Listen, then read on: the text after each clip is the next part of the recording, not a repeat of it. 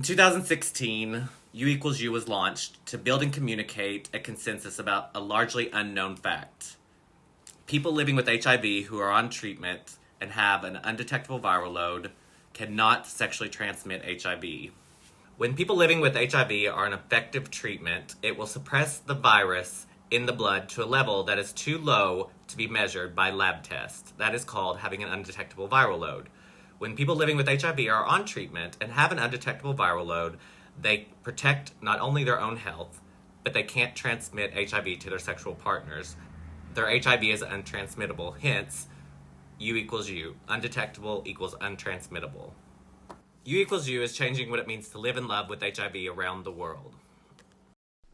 Howdy y'all, I'm Kurtis Sunset. And I'm Leah Halston. And this is Weathering Rainbows.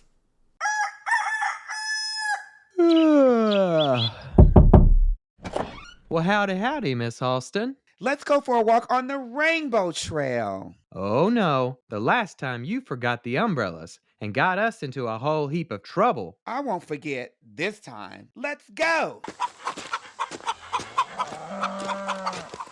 Oh my, those sirens. I feel stormy weather moving in.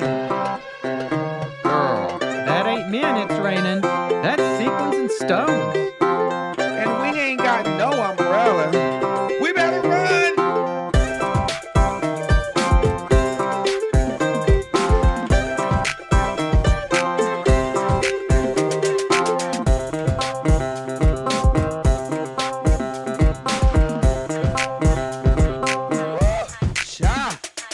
We made it.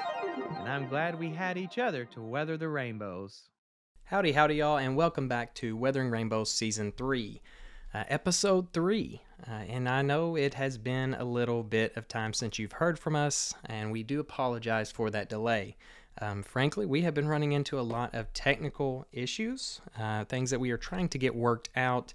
Obviously, Leah lives in Louisville, I live in Owensboro, Kentucky, and so we do a lot of these things remotely. Unfortunately, our remote access is been stumbling a bit lately, so we are working on that, and frankly, it's only bettering our show. We have come up with some ideas of things that we would like to do going forward, and frankly, we want to do a lot more in-person videos together and more entertaining content for our openings rather than just our typical Weathering Rainbows intro segments. So we're looking forward to that, and we hope you are too. Leah will be back on the next episode, but we did want to release something for you all because it had been so long as soon as we could. And so we've got Ryan Alvey, who is an HIV awareness advocate.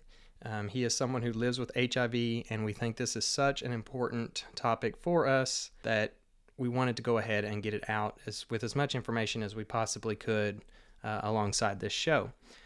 So if you check the links in the description, you'll find access to a lot of various places that help with HIV awareness, as well as those that are living with HIV and being the support system that they need. Just a quick update on Leah and myself. Obviously, on top of our technical issues, we've both actually just been very, very, very busy. Leah has been wrapping up her foster care training, so that is now finished. We've also, I have been on Chris Stanley's My Gay Online Boyfriend, and have done surprisingly well thanks to all of you all out there that have switched over channels and actually watched and been a part of that. So we appreciate all the support you've given us, and we appreciate the understanding that you've given us for not releasing as regularly as we normally do.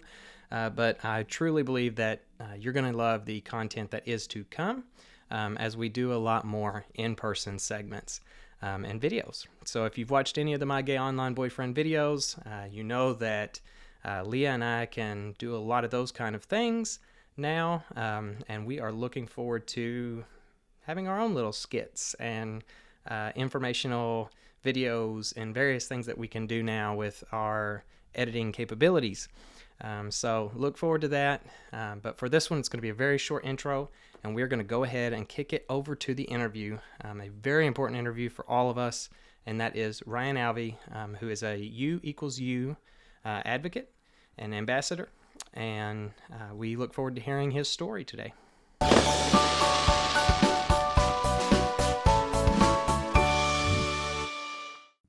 Howdy, y'all, and welcome back to the interview segment of Weathering Rainbows, where we get to interview some really cool people out there doing some amazing things for the LGBTQ plus community.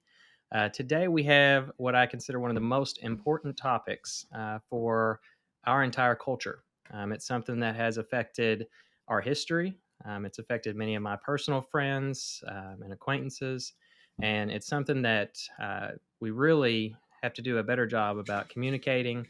And that's why we brought Ryan Alvey here today. He is a U equals U ambassador, and he is also, you can follow him. It's at his social tags where he talks about HIV in real life. So, Ryan, can you introduce yourself and tell us a little bit about your history there? My name is Ryan. I grew up in rural Kentucky, in Clarkson, Kentucky, which is in between Elizabethtown and Bowling Green. Obviously, growing up gay in rural Kentucky was really hard. As soon as I turned 18, I struggled. I was bullied a lot. And then as soon as I turned 18, I took off. I left Kentucky for a little while. And then my life from that point, I stayed in a cycle of running. I just ran and ran and ran.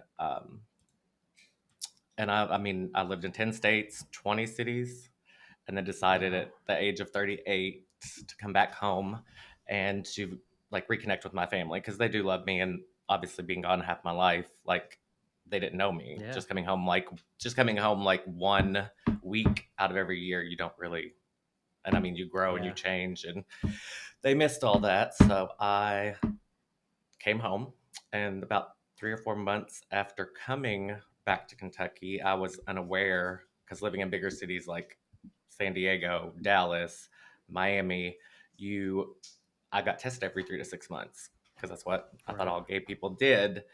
And I was ignorant to the fact that in Kentucky, it's really hard to find places to test sometimes. And with the stigma, some people don't get tested. And I didn't know Kentucky had a high rate of HIV cases. And I contracted HIV about 3 or 4 months after moving here. I do want to discuss a little bit about your history growing up and stuff before we get into the topic that we brought you on to focus on. I know you said you lived in all these different places. Mm-hmm. What was that like? Obviously, you are from Kentucky, which is more of what I call a poverty-stricken type of area, very unfriendly towards gay people a lot of times. But you've been everywhere. So tell us about those experiences in those different places. Growing up in Kentucky, then going to different places. I think my first place was, I went to Evansville, Indiana, which isn't that great. I consider it still part of the area. It's right next door to me. It's actually, I think it was ranked one of the worst cities in the world in terms of unhappiness. So then from Evansville, I went to Orlando, Florida, and I started working at Universal Studios. I did that for about 3 months. Pretty much I didn't realize Orlando, I was like, oh, this is going to be fun. But Orlando's really hot because you're inland. So it's miserably hot. The humidity, the heat, it's bad. I spent 1 weekend in Fort Lauderdale, and then literally 2 or 3 weeks later, I moved down to Fort Lauderdale. And I spent most of my 5 years there. There I started dancing. Well, I was a stripper. And stripping there, but being a place like that at the age of 20, Fort Lauderdale was amazing. I was there from 20 to 25. I did move a lot from Fort Lauderdale because my boyfriends would always be guys that came to visit. And then I'd be like, oh, I fell in love with him. I'm going to move to Springfield, Missouri. We'd break up. I'd move back to Fort Lauderdale. So there was a lot of that going on. Gotcha. Then from Fort Lauderdale, we went to, where did we go after Fort Lauderdale? We went to Lexington. That was actually my first attempt at coming home. So I did Lexington. I didn't like that. I did that for about a year. Then I was like, I'm over this. And then I moved to Phoenix. A job took me there. Phoenix, I really liked Phoenix. Phoenix is a huge city. It's the West. It's the first time I really went west. and that I stayed there for 4 years. I actually sat for 4 years there. Wow. From there, I went to Nashville. So I went to Nashville. That was my another attempt to come home because I'm going to all the big cities around my family. A little closer, yeah. Yeah, I'm getting as close as I can get and trying to I'm Right. trying it's an attempt to reconnect. But I did Nashville for a little bit. I think I did a year in Nashville, and then Houston. I went there. I didn't like Houston. Then Dallas. Loved Dallas. Asheville, North Carolina. Where else are we So going? you've been everywhere. Everywhere. There was that's Sedona, great. Arizona, San Diego, San Jose, and Santa Cruz, California, and then Louisville. Wow. And I might So have you missed a few. mentioned that this was kind of like you running and kind of staying on the run. Did your family have a poor reaction to you coming out, or was it you didn't want to tell them and was running in that regard? No, I came out. I came out before I took off. It was like, I'm gay. I gotta go, and I ran, and I pushed them away too. I mean, obviously they didn't. Yeah. They didn't handle it very well because they didn't know how. They did the best they could, and they didn't understand it, and they thought it was wrong because that's what they were taught. And I don't like they. I pushed, and they also pushed at the same time. So then I thought I was Right. going to find myself. So every time I went somewhere, I was like, I'm going to find myself. I'm going to find my people. I'm going to be happy. And it was really running. Ultimately, looking at it, looking back, it's like I was just always running from myself, running from accepting myself. Yeah. That's definitely an experience and quite a journey. What was the biggest differences in coming back? I always like to talk about people that have gone out into these big cities and now you're back in Kentucky. And obviously, we have touched on the fact that there's more of a stigma around HIV here than there is in the bigger cities. There's a lot of on the down low type of relationships and sexual hookups and stuff like that here. What other things have you noticed about coming back from a big city to Kentucky? So, coming from San Diego is where I was before I came back to Kentucky. And a lot of people, even in Louisville, say, "Oh, Louisville's so progressive. Louisville's so great. It's so ahead." And it's not.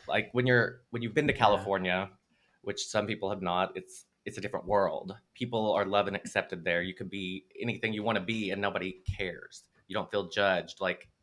People don't talk about HIV in California. There's not really stigma there because they're educated. People know about PrEP. Right. It's not a big deal. It's not. You don't have to have difficult conversations. And all my friends out there were like, move back. It'll be better for you here. And the main reason I did not want to move back to California was because I wanted to try to bring what I've learned from all the different places here. Because some people never get to be on a plane. Some people never make it to California. And I think it's a shame to not be able to experience what I think the world should be. And it's Absolutely. where we love and accept each other. So, yeah, I think that's incredibly admirable to come back to a place and give back in that fashion. That's kind of the way I treated my journey as well. And I came back to rural Kentucky. And the reason for that was to come back and spread some of this education type of thing, so that kids don't have to grow up in the environments that we had to grow up in. So obviously we did bring you on about a very, very important topic. Can you talk to us a little bit about your experience, especially I want to talk about the first few days that you kind of realized that you had contracted HIV. So I was diagnosed on 11/20 of 2020. Obviously you as well.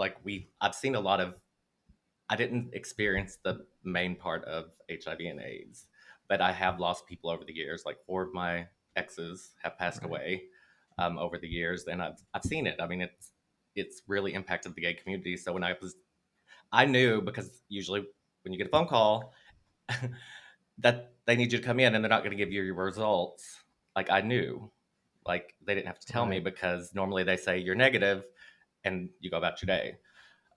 So I actually went to the CVS clinic on Shelbyville Road. Because I didn't know where to go. I just moved here, and Right. I went to the Minute Clinic. So I went there, Yeah. got my test results, and I lost it. The nurse that was there, she was unbelievably amazing. She told me she stayed there for like 2 hours, and then when I left, I called my mom, broke down, and then I went to a lot of my friends called it the dark period. Um, I couldn't be alone. There were about Wow. 2 months where I could not be alone. If I had, I think I would have. It wouldn't have been good. I I know that everyone says it's not a death sentence anymore, but you still go through the process. To me, it was a death sentence. My biggest fear was HIV, and now I'm dealing with my biggest fear. I had to come to terms with my mortality. So being Right. 37 years old or 36 years old, I think is when I was diagnosed. Um, you think you have 100 more years to live. Like I didn't really think about death. I hadn't given it any thought whatsoever, and it's a lot to deal with. And it was during the holidays, so I remember Thanksgiving and Christmas with my family. My brother had said a few choice words, and my dad said, "I told you, son, you were gonna end up with that HIV," or he actually said AIDS, and it felt like coming out of the closet again. And I spent most of the holidays in the basement by myself. Wow. Well, I'm definitely sorry you had to go through that kind of experience with the way the family reacted. One of the things I do want to touch on is obviously I know you were going through, coming to terms with mortality, but I think too a lot of people that I've talked to, it's not just mortality in the physical sense, but just in the like societal sense. Obviously, in this area, it is a stigma, and so it does eliminate a lot of possibilities from people that are uneducated, that don't understand about PrEP and various things about their reactions towards you. How have you experienced that within the gay community whenever you actually have opened up about living with HIV? Um, I'm gonna try not to get emotional, but I I mean, completely understand if you do. It's people call me. I do get a lot of it. I get attacked a lot. Um, being called, I deserved it. That I'm dirty. I mean, the gay community attacks. Some people will block me. Sometimes when I'm on an app and I'll say hi, and somebody be like, "I'm HIV negative," and I'm like, "And like, I didn't say I was trying to do anything. Like, I'm just trying to talk to you." Um, right. and then I've had people. Someone told me that I was like, "Were you even gonna tell me you had HIV?" I was like, "Did you look at my social media? Like, hello, did you read my shirt that I'm wearing?" Right. Like, I literally try to make it a point to always wear shirts. Like, I have a red one that says HIV positive. That one gets more reactions than anything. Like when I'm out in public, because it draws Right. attention and it just says HIV positive. But I see people whisper. I see people talk about it. But people do also. Some of the long-term survivors came to me and said, "We've been like." They've never had a conversation with anyone besides sexual partners about having HIV. So Wow. they've never talked to another HIV positive person. And they get to have that conversation for the first time. And it's real. They say encouraging things. They say, we look up to you, things like that. I mean, I don't think I have anything to look up to because I'm like, I don't know what I'm doing. I'm just trying to raise awareness. Like I don't have a mentor. I haven't had a peer to like guide me through this. I've been flying solo through the whole thing. So Yeah. Well, I mean, I'll just say from my standpoint, like I've watched a lot of what you've done.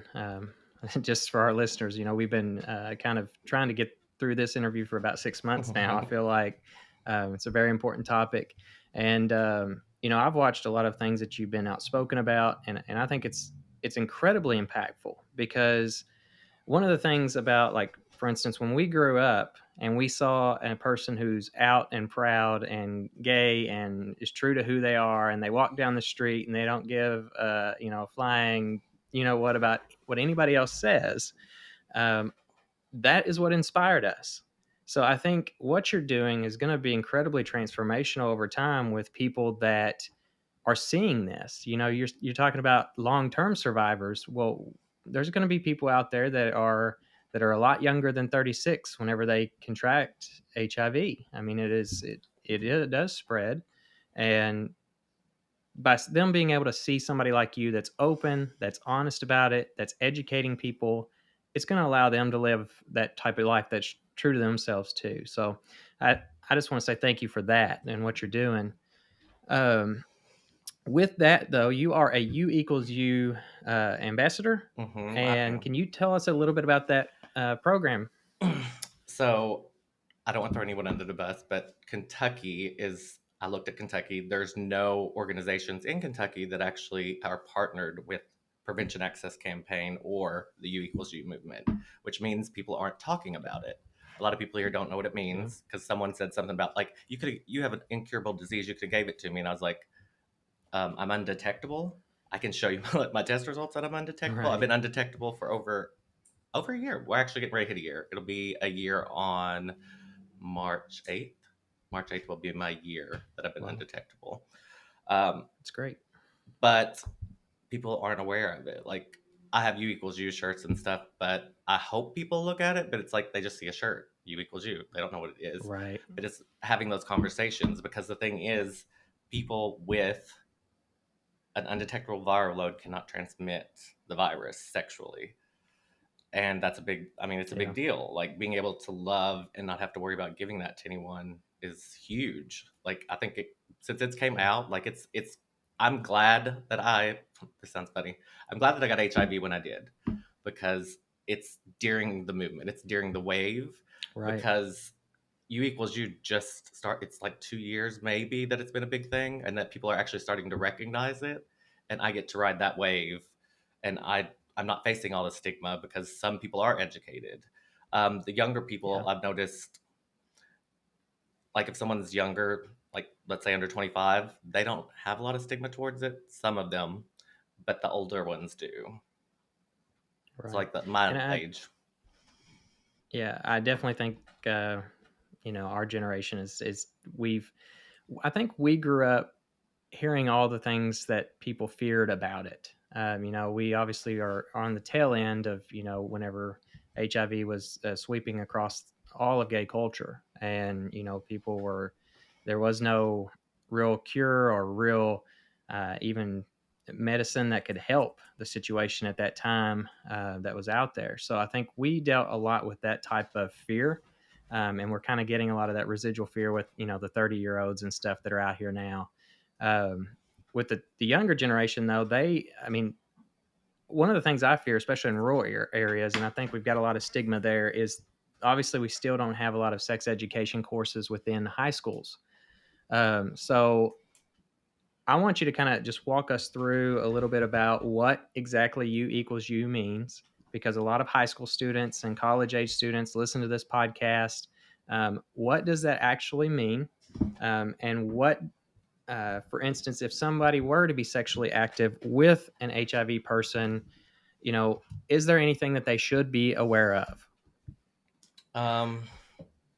So U equals U is undetectable equals untransmittable. And that's stating that someone with an undetectable viral load, which is usually, some people have 70 copies, 50 copies, and I see some with 20 copies. Mine says less than 20 copies. They're not able to pick it up on any test. So they don't see the HIV virus in our systems. They just know it's less than, they can't see it. So it can't be read. Yeah. That we can't transmit it to our sexual partners. I promote safe sex, but you are able to have unsafe sex, and I can still not transmit it to my partners, which this is also causing a rise in the STDs or the STIs market, because gonorrhea, syphilis, and all those are coming back. But there's PrEP, and that's a big pusher. And that is something real brief before you explain that. I do know that they are having Music City PrEP, I believe, that's coming to Louisville. There's a lot of places that are really active now in the Louisville community about getting PrEP. However, from experiences that I've heard around Kentucky, a lot of doctors still have no clue what PrEP even is. If they are not a part of the gay community, they have no clue. So I always tell people, make sure that if your doctor's not prescribing it, you can always reach out online. I believe there's a place called Mr. B that I will post in the links here, as well as a few other places that you can contact to get started on PrEP. All right, so I'll kick it back over to you to kind of explain what that does. So the U=U message is an unprecedented opportunity to transform the lives of millions of people. If the doctors are also talking about it, it keeps people in care. Because some people don't want to know their status because they don't want to know. If they don't know, it's not real. Or, you know what I'm saying? They don't want to deal with it. Yeah. But the meds have came such a long way that it's transforming millions, like lives of millions of people living with HIV. The medical doctors, a lot of them aren't pushing U=U or PrEP. I've had friends that were trying to get on PrEP. Their doctor won't prescribe it. There's still a lot of the small-minded and ignorance in healthcare, and they don't want to get on board with it. They don't believe in gay, so they don't want to promote PrEP. Right. But there's a lot of issues there, and it's hurtful because it's like there are medical doctors and they're not allowing people to get PrEP. So then you feel ashamed and you don't get PrEP. But like you said, Music City PrEP coming here is a big deal because it's bringing it in at a better degree. Because I was actually looking at trying to get on PrEP before I contracted HIV, but I couldn't find it because it wasn't free at the time. And I was having issues with insurance and trying to get it. So, and then doctors don't want to give it to you. And I will say too, for those that don't understand what PrEP is, like it is not something you can just. It's not like a condom. You know, you can't just take it one day and you're free to go. You know, it's something that it does have to be in your system. You have to be using it for weeks prior to, and it's important. You have to take it's a pill every day. You know, it's very important to stay on top of that to make sure that it is a preventative. You know, that's what it's for. I think one thing that does scare a lot of people with it is whenever they see what looks to be the price tag. You know, if you're on PrEP, you get that bill and it looks like, you know, you're about to pay $1,300 for medication, you know, and in reality, most places it's completely free. And most insurances, under a new policy that Biden put out, most insurances have to cover PrEP for those who want it. So that's something to remember if you are having this conversation with your doctor out there. All right. I was going to throw it back over. Even with PrEP, it is not a 100%. They still say you should still use condoms. We're seeing a lot of people not using condoms because they have the PrEP. It's not a replacement for the condoms. You still should use the condoms if you're at high risk. And I mean, obviously the minorities, African Americans, gay community, I mean, we've been affected by this a lot, and it's like you still have to take extra precautions. You're at high risk, and you need to have PrEP. You need to have condoms, and PrEP really, does not cover any STIs, any, you know, like it's not a preventative for those things. So that's what, you know, condoms and stuff like that helps prevent those. You know, PrEP is specifically kind of targeted towards HIV and preventing that. So how what has your experience been like being an active member of U=U and the campaigns that you've been a part of so far? Well, U=U I just had my meeting with them a few days ago, so it's really fresh. My next big meeting will be in April. I'll be getting coaching for social media and pushing it, going out into the community, having community events where I'm actually speaking about U=U, having health fairs, things like that, going to the providers and trying to get them to get on board, because it is important that the doctors are talking about it. Everyone needs to be talking about U=U because it gives not only right information, it's giving people the chance that are HIV positive to actually live and get rid of the shame and get rid of the stigma, but it's also getting people to see that it's if it's untransmittable, we can actually not stop, but lower the number of cases that we get each year. Because I think 35,000 is about where it's at every year of new diagnoses in the United States. Yeah, and I know that it has been growing quite substantially in Louisville and Kentucky, in those areas.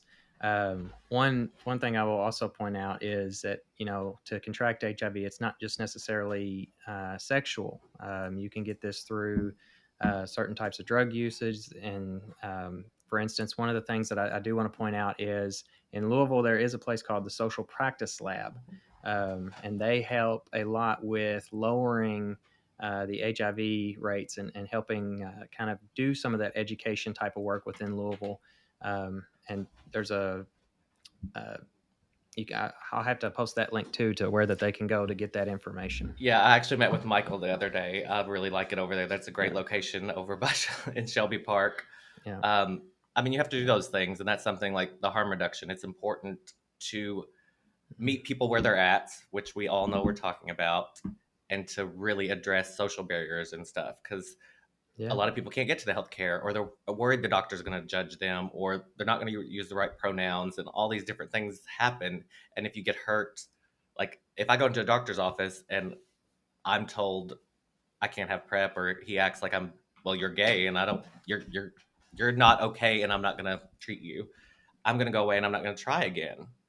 And I could have been trying to get tested and get on PrEP, and it can really make you ashamed, and then you like go within yourself. Yeah. One thing I think would be helpful is, I know there's several doctors in Louisville that will prescribe PrEP that are very knowledgeable on the subject. And I will try to actually post some of those links to those doctors that are PrEP supportive, so that people kind of have those kind of contacts out there as well. So one thing I want to kind of touch on, obviously, you have now been living with this since you were 36, whenever and everything. And how has your family grown in terms of acceptance and that sort of thing over this time period? That's going to make me cry too. I know they love me unconditionally. My mom actually has a shirt that says "Proud Mama Bear" of someone living with HIV. So she has a shirt as That's well. amazing. There were a few times when I had to realize, like, I was hurt. I had HIV. Like, my family has HIV too, especially me being as open about it as I am. Like, they're experiencing that as well, because they live in a really small town, and here I am all over social media. I mean, there are some. I mean, there aren't a lot of us though that are out there like I am. Like, literally, I'm like, here I am. I've got HIV. Everything I post about HIV is public. My profile is private, but it's like I don't want to hide that. I want people to be able to find that and see that information. And I've shared like my actual test results. I've shared all my blood work. I put that on there so I can use it to educate. Like, this is what this looks like, and this is where I'm going. This is my journey, because we have to normalize that conversation. We have to normalize talking about HIV, because that's the only way we have a chance of stopping it. And I do believe with everything that's happening now, the U=U movement, PrEP, PEP, that we can actually reach that. I truly believe that we can, because no one should be getting HIV today. We have meds, we have preventative meds, but it's because the stigma is the biggest thing, because people don't want to get tested, and people are down low, and they're uneducated, because, like, touching on the thing you said about the sex education, there's not really any here. They don't want to talk about sex. Sometimes it's like you watch a video of a woman having a baby and they say, don't have sex. You have to wait till you're married. Right. They need to be having sex education around all the kinds of sex, like sex positive sex education. Like, you can't leave anyone out, because it hurts when you are going through school and thinking that me looking at boys was wrong, and that all these feelings I had inside me were wrong. I kept them to myself, and holding that inside yourself for all those years, it's traumatic. Like, I didn't talk to anyone. I didn't want to be gay. Like, I didn't want to be gay. So you got to have those talks. I'll ask you that. Yeah, I'll ask you this question, because I think it's something you kind of brought up, the fact like you are very public about, your results and your testing and all this kind of stuff. I think a lot of times, like, there are some people out there that are doing those tests, that are, promoting that kind of stuff. They're just not doing it very publicly. Even people that are, that are not HIV positive, that are keeping up with their tests and are doing the right thing in terms of that. I guess it's almost kind of also a stigma in the world of like people that don't have HIV and posting that kind of stuff because they don't want to allude to any sort of like that they have it or that they're worried about it or that they're going to contract it or what would you do or tell people that do not have HIV to encourage them to discuss more about their testing and those kind of things, if that makes any sense? Sorry. Yeah, so that do not have HIV. Yeah, so like to encourage them to actually be more vocal about Getting tested, like U and equals yeah. U and those kind of things. Yeah. I think it does take everybody, but obviously you should get tested every 3 to 6 months. You shouldn't be ashamed of getting tested. I mean, sex is not a bad thing. We all have sex. We're human and we have that need, and I don't think we should shame anyone for that. Whatever kind of sex you have, girl, do whatever you want, but you have to be safe about it. And I mean, any STI, including HIV, is a big deal, and you need to ensure that we're able to talk about it. I mean, because you got to think when I was growing up, like you didn't talk about sex, boys didn't cry, like all these different things. HIV was a gay disease. It's not a gay disease. That's something that people need to realize too. Women and heterosexual males are very upset in the positive community because they don't get any recognition. Like they're a community too, and they kind of get left out. They kind of get shuffled off to the side. There's not a big number of them, but they still feel left out. It's like we have to embrace everyone. We're a whole. It is more inclusive than just, gay individuals that have HIV. And I think one of the statistics that just kind of came out about that was that it's growing incredibly rapidly in the straight communities, even quicker than the gay communities at this point. And with that, like I've seen a lot of people talking about, the debate on, whether gay people can give blood or not, so if it's growing so rapidly in the straight community, why do we still have these bans, for gay people to be allowed to give blood, that sort of thing. So I do think education is incredibly important. But I was curious about for people that don't have HIV, I think a lot of times they're almost scared to talk about it. And I'll use this as a kind of a relative topic. So for instance, it's important to have allies, but sometimes it's very hard to know how to appropriately be an ally. So for instance, like with the Black Lives Matter movement, obviously it shouldn't be a white male out there, leading that movement, so obviously it's got to be someone who has experienced that to kind of help lead that movement. How should we go about being better allies to the HIV awareness? The biggest part would be the stigma, like using the correct language. I posted some stuff about that, not saying certain things like we're not sick people. Like there's a lot of language around it, and they're almost going to do away with the word AIDS. Like it's because a lot of us don't go to that point anymore, and we're not seeing the same results that we did before. Be an ally, you just have to support and help. Make sure you have the correct information, and if you hear someone saying something wrong, correct them. Like even something that small, or telling a friend to get tested. I mean, everyone needs to know their status. Everyone has a status. So that helps being an ally. Go get tested, and then help fight the stigma. We just need support, and the stigma was the biggest part of it. So I'd say fight the stigma and support us, and don't spread misinformation, because that does happen a lot. You hear one thing and then it's off to the races, and it's not the right information, and people will get the wrong information and it'll spread like wildfire. So I think that's very clear nowadays with social media, how everything spreads. So we do 3 specific segments to this show. We do what's called a do's and don'ts segment, where you get to give some advice. We do a heap of trouble segment, where you get to tell us a fun story about your past as a gay male. And then we do a pot of gold question at the end, to where we each ask each other kind of like one final wrap-up question. I do want to turn to, we've obviously talked a lot about a serious topic. So I want to have some fun, and let's turn it to the heap of trouble segment. I know that if you've lived in so many different cities, you have had some stories probably pop up that are of a wild time or something you didn't know about gay culture that kind of you had to learn from experience. So, do you have a story like that? I'm trying to grab onto one. Obviously, going to bigger cities, we'll use Fort Lauderdale for an example. I was 20 years old. Going to a big city, I don't know if there's a lot of male strip bars anywhere, but there's male strip bars and stuff in Fort Lauderdale. And seeing that, like just seeing that culture, it was kind of like Queer as Folk. Um, Yeah. Everyone was like naked and dancing around and glitter everywhere, and it was great. I mean, it really was.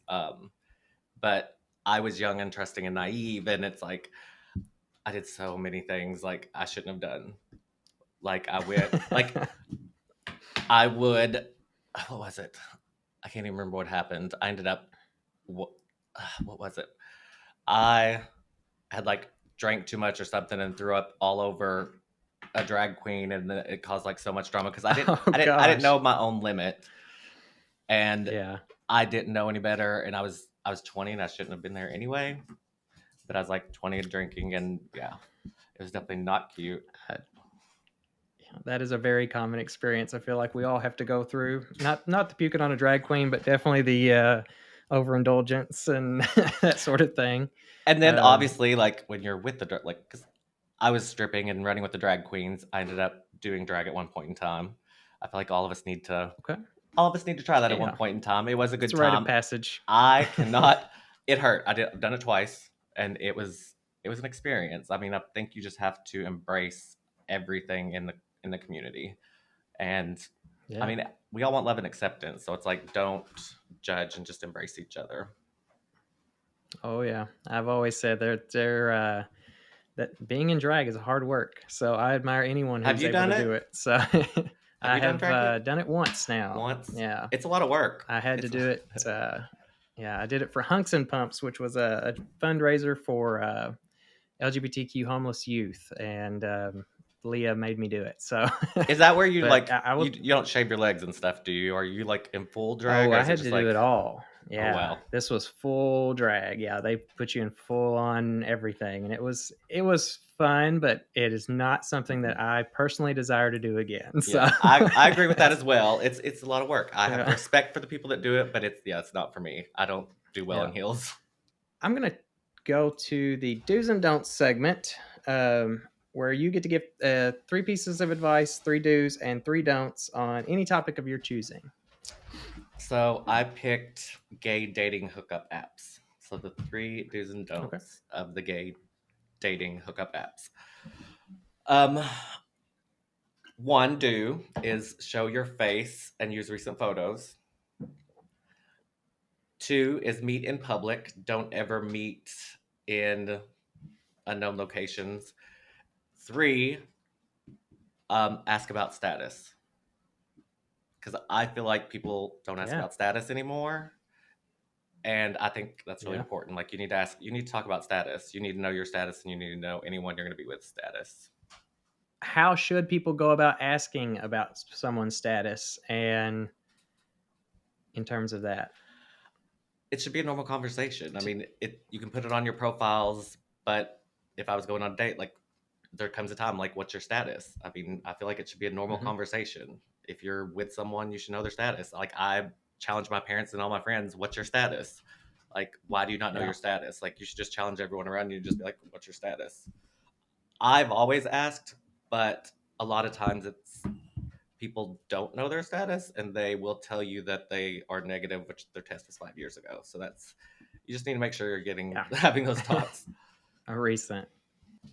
The 3 don'ts are don't catfish, don't meet in unknown locations, and don't discriminate. The don't discriminate is the biggest one for me because people do discriminate within our community. You shouldn't discriminate against the transgender, the non-binary, the HIV positive. Like you need to not discriminate. Like we are a community, and I don't think anyone should discriminate. I mean, it really hurts. Like we're searching for our people, and then you get shut off or cut off, and it could really cause a lot of damage. I asked Leah this actually in a different episode on a different topic, but a lot of times, whenever there's certain things that prevent you from wanting to date someone, so for instance, say someone is just uncomfortable with dating someone with HIV. Um, what would you say to those kind of people that are uncomfortable with that, and also in terms of an appropriate way to tell someone with HIV, like, this is not a lifestyle that I want to live in terms of sexual compatibility. So for someone that say doesn't have HIV and they have that kind of stigma against it, what's an appropriate response for them? I guess is how I'm For trying to someone frame that is that. HIV positive, so like you're HIV negative, I'm HIV positive. So So say you're asking, so say I'm HIV negative and you tell me that you're HIV positive. So say I have an issue with it because one, I'm uneducated. I have a stigma against it. So like, let's touch on that piece. And then second is, what would be an appropriate way? Say I'm still just uncomfortable with it at my point in life. What would be an acceptable way to not hurt you or be totally offensive towards you, to say that it's just not my time or I need to be more educated on it? um, that's completely understandable. Everyone has a right to their feelings. I personally can relate to that side. I would have issues. You want to protect your health and you want to make sure that, I mean, it was scary, like having sex with someone that's HIV positive, even being undetectable can be scary because it's unknown, it's new, and I don't know that there's a right way to say it. It's just be authentic. Like, tell your truth. If your truth is, hey, I'm not comfortable with that, and you just say it with respect. Like, don't use the word dirty. Don't. It can be hard. I mean, it's difficult having those conversations, but I have a lot of them, and it's like it's really really hard. Um, Yeah. I'm trying to get the right terms for it because I'm actually thinking on your side right now, not the positive side. I don't know how Right. You you got could not to. hurt us because a lot of people are going to get hurt. Because if you're the first person I Mhm. tell that to and you reject me, I might stop telling people. You know what I'm saying? Like Right. it's a very very thin line there. Because I'm very open about it. I wear shirts that say I am. It's different for me, and I'm hoping that it can change it for other people that they know. But just don't use there's language things, the right language. Make sure you're asking the right questions, and if I wouldn't be offended if you said, "Hey, I'm not ready for that. Hey, this bothers me. I don't understand." Because some people do need time. Like I've had all the people I've been with since I've been HIV positive have been HIV negative. There's been different degrees with each of them. Some of them just jumped right in and they knew about it and they were okay with it. Some it took them months, Right. like months before they were ready to like once they were comfortable with it and they understood and they saw like, oh, it's he's right, he's telling the truth. But when you get misinformation, it's just I think that is the perfect response for what I was looking for, and that's a lot of times I'll ask questions like that. Obviously, I know quite a bit about this subject, but mhm. a lot of our listeners don't. And a lot of our listeners are younger. They don't have the even the potential to find a lot of this educated material, and I think that's what leads to a lot of that poor actions on social media apps, because they're just not aware of how to be polite and be authentic and assertive and say, I'm just not comfortable with this right now. Maybe I need to be more educated on it, but at this point, it's just not right for me at the moment. Rather than just being, blocking you or Mhm. that sort of thing, which happens, and those things hurt. That's the Mhm. kind of the things that are very hurtful for anybody to go through. So I appreciate you allowing me to flip that on you there. so, I know that was the hard one. I was like, ugh. so we do another segment on the show. It's called Pot of Gold. It's a chance for you to ask me any question under the sun, and I get to ask you one final question to wrap up the show. Um, but before we go there, is there anything else that you would like to say to LGBTQ plus rural youth, in terms of education or anything else? So I would say to love yourself, um, to not be ashamed of who you are, to be who you are and to love yourself, and then to accept and love everyone around you, because love and acceptance is all we want. Exactly. And I think that's a great point. Obviously we asked that question. If you think about how you would want to be treated in your response, then a lot of times that's the best way to react. Mhm. So, all right. Well, we are going to move on to our final segment, which is the pot of gold. It's a chance for you to ask me one question and for me to wrap up the show with one final question to you. I wanted to ask, what if it were you? So what if you were HIV positive? So I want to flip that. Yeah.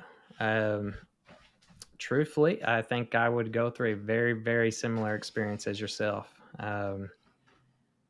HIV, it's one of those things that, in terms of the stigma, I've lived in this area long enough. I realize, and I'm understanding that there is a stigma that exists there. For me, I think I honestly would feel like I would go through that dark period, that really dark period of feeling like, no one's ever going to be able to love me. No one's going to ever want to be with me. All those kind of feelings of just like life is over, honestly. I mean, and that's the truth.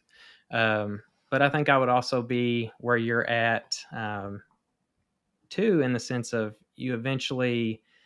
I always love the saying, you make your pain points your paid points, or your, like you bring out the things that hurt you, and you make them to where you can educate and help other people through that process. And so, for me, if I ended up contracting, the first thing I'd be doing is contacting other people that have lived with it, to be gaining even more education around the subject, to just learn and advocate in any way I could. So that's where I'd be for sure. But you brought up a good point. My biggest fear became the best thing that ever happened to me. Mm-hmm. Like, I went about month 3 is when I hit, like, it was my purpose. This is what God put me here to do. Yeah. And it's like my life is coming together. So my biggest fear became my purpose. So, and that's what I find happens so frequently whenever we come up against any type of trial or tribulation out there. I always tell people, the best and worst day of my life, which it's not equivalent to what you've gone through, but a different type of thing would be, I went through a suicide attempt, and I always tell people best and worst day of my life, because worst day because of where I was at mentally. Mentally I was, in the worst place of my life. I didn't feel like even living any further. Best day of my life was because that was the moment it all changed for me. That was the moment when I realized, hey, I can get through this myself by helping other people through those type of things and through these type of problems, and talking and being vocal. So I think what you're doing is incredible. It's just a different type of what I call preaching than what I do with suicide awareness and those kind of things. So I definitely admire that. So I get to ask one final question to you, and we've been so serious on this show. I know. My question will not be serious at all. Mine will be a fun conversation. And that I recently saw where Troye Sivan, I believe, was actually going to be in a film that discusses HIV and awareness and those kind of things. And basically, one of the things he said was, what was so unique is like all the phrases and things that were being used to discuss HIV whenever COVID hit, it became very common language. Like, have you gotten tested? Have you, when's the last time you were tested? Are you positive? Are you, all these kind of things. So it's that same type of language. So the conversational piece I want you to kind of touch on is what was your experience there whenever we've had to deal with both COVID and HIV? The fun part of that is I want you to tell me what movie or TV show that you wish you could be on to spread awareness about your subject. So that's a 2-part question. So with the COVID thing, I was telling people I was positive, and they'd be like, "Oh my God, you have COVID?" And I'm like, no, like it, Yeah. I have HIV. I mean, it happened a lot more than you would think because it did. It changed the language. Like Yeah. to me, I forgot about COVID. I mean, granted, it was still there, but it's like I was dealing with something else, and it's like, no, this came before COVID. Right. Like I was telling all my partners, you need to get tested, and they're like, do you have like for COVID? Like it happened a whole lot. It's I find the humor in it because there really was humor in it because I'd be like, no, HIV. Right. Because you call someone and you're like, hey, we've been together, and because you have to make all those calls, and when you tell them that, they always went to COVID first. Everyone went to COVID first. No one, and it was entertaining. That, yeah. I find humor in it. So, Yeah. then the TV show that I would put myself in to raise awareness. Oh, that would be hard because I'm trying to think of the shows I watch. I watch Big Sky. I wouldn't put myself in that one. I'm trying to think of something lighthearted that I like. Big Mouth or Sex Education. It would be one of those two. It'd be Big Mouth because it's a cartoon and it's about adolescence, or it would be Sex Education, which I don't know if you've seen that, because it's about like sex education and being in school. So I would say one of those shows for sure. You know, that's interesting. They haven't had that topic in Sex Education. No. I'm just now realizing that of all the things that they have talked about, they haven't even approached that subject. So Big Mouth doesn't have it either. Do you remember? You made me think of, because I went to Big Mouth, when Cartman, when the South Park had the HIV and AIDS. Yeah, he's like, I found a lot of humor in that. It's kind of like, I mean, it is kind of offensive, but there was humor in it. Some of that humor, it's difficult not to laugh, but it's still like, it's cringe if you were to actually believe those things that they're saying, that's the problem. But, well, I've been telling my friends, like, let me just say, I'd say, hey, are you positive about that? And you would say, yeah, I'm positive. And I'd be like, no, you're negative. I'm positive. And it's some of them look at me like, oh, that's so wrong. But I'm like, it's funny. Like, I have a shirt that says, I'm not just positive, I'm HIV positive. Like, you have to embrace your flaws and everything, and it's who you are. So yeah, and part of that is it is spreading that love and laughter and just making the conversation more lighthearted and meaningful, So I think once you're able to break that barrier of like seriousness, a lot of times you're able to have those more meaningful conversations. So I totally get that. Well, it has been such a pleasure to have you on the show to talk to us all about this topic that, like I said, it's one of the most important topics for our entire community. We're going to be posting a lot of links on this particular episode for people that need education, as well as where to find doctors, where to find PrEP, all of those kind of things that can help you both prevent HIV and also what to do whenever you are living with HIV. And that's why we've had you on this show. So thank you so much. Thank you so much for having me. Well, folks, that's all the time we have for today. Don't forget to come on back now. I know we all love a little vibration, so if you're not already, go ahead and subscribe to this podcast. And we will surprise you on occasion with a new release vibration in your pocket. But in the meantime, if you find yourself alone or crossing new horizons along the Rainbow Trail, and you need a friend or even a laugh to get you through those dark and stormy nights, holler on out to us at www.weatheringrainbows.com, where you can find shelter in the blogs, videos, and other episodes that will hopefully keep you out of a whole heap of trouble. So until next time, y'all, giddy up, be true to yourself, and make the best of life. And wherever the wild tracks may lead you, may the rainbow always touch your shoulder.